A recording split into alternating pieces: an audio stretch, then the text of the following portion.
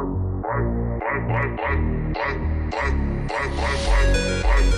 name is Blake Horton. I'm the senior curriculum developer. Awesome.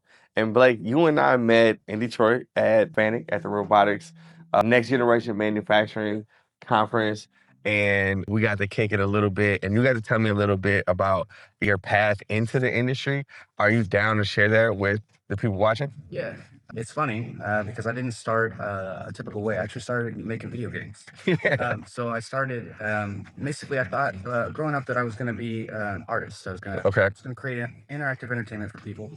I value creating experiences for people, getting them psyched, getting them excited about something. And it turns out that the math, the geometry, and all that stuff leads really right into machining. Yes. My dad hooked me up with a job as a deburr tech, just entry level, and I just took off because So let me stop you there too, because typically a deburr tech for people that are young, that's a way out of the door. I'm saying you're sitting there, you're deburring parts, or maybe if you're lucky, maybe you can write a program so a machine can deburr the parts, but it's kind of dangerous. If you don't have a feel for what you're doing, you can mess up a part, right? Can you tell me a little bit about that first job and what made you stay? What made you say, I can do this for as long as I need to get to that next level? so in the background, I'm making video games at home for fun, doing my thing. And then one day I had a chance to sit next to a programmer doing master. Uh-huh. And he's over there doing his thing. I'm sitting over his shoulder, getting real curious. And he's like, "Hey, get over here." Yeah. Sits me behind him, and we went through the whole process, A to B. And from then on, I was like, "Oh, okay, this is just what I'm doing now." But like, On another scale, yeah. so I tell people that all the time. When I first got in the game, I saw the programming room. First, it was like the money. Like all programmers are driving really cool cars. They're doing some cool stuff.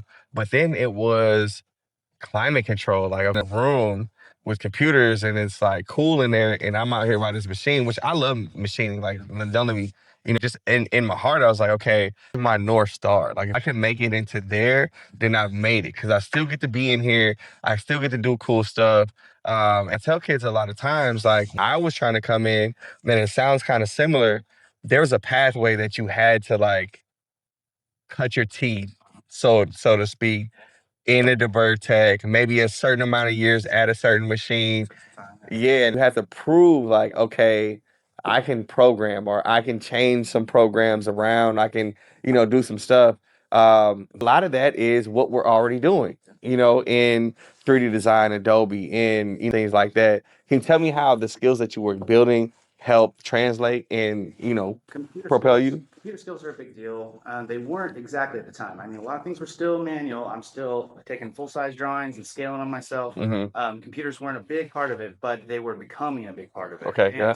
The fact that I knew that and I was able to, it was sort of like the owner of the shop realized that he had what he already needed right there in front of him. He just kind of had to direct it towards the right thing. Yeah. They gave me opportunities to try things out, and I messed things up a lot. Yeah. And like 5 years, 6 years later, I'm getting them right all the time. And then at that point, I'm a lead. And then at that point, I'm learning new machines and I'm stepping up and up and up. So, Okay, so, pick up from there real quick. So, um, sounds like having a company that knew you outside of your current technical skills that said, okay, he might not be like the perfect candidate right now on paper, but we can get him there. And they had some foresight too to say, all right, there's something that's gonna help our business and he's interested in it, and we can tell, let's maybe help push him in that direction, or you just at least into him in a way that he feels supported and safe going and doing it. Is that right?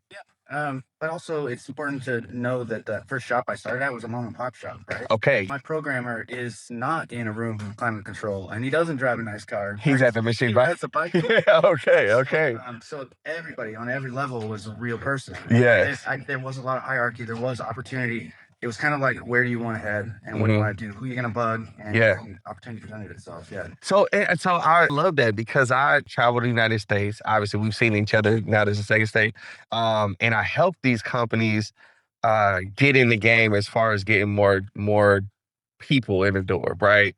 And a lot of times, I hear from mom and pop shops, and they're like, "Yo, we can't compete with the big manufacturers, right? They're going to take all the people. And I'm like, no, you actually have a competitive advantage that they don't have, where a person is just a number, but you take a person here and you really get to know them. You really get to know what drives them, what motivates them.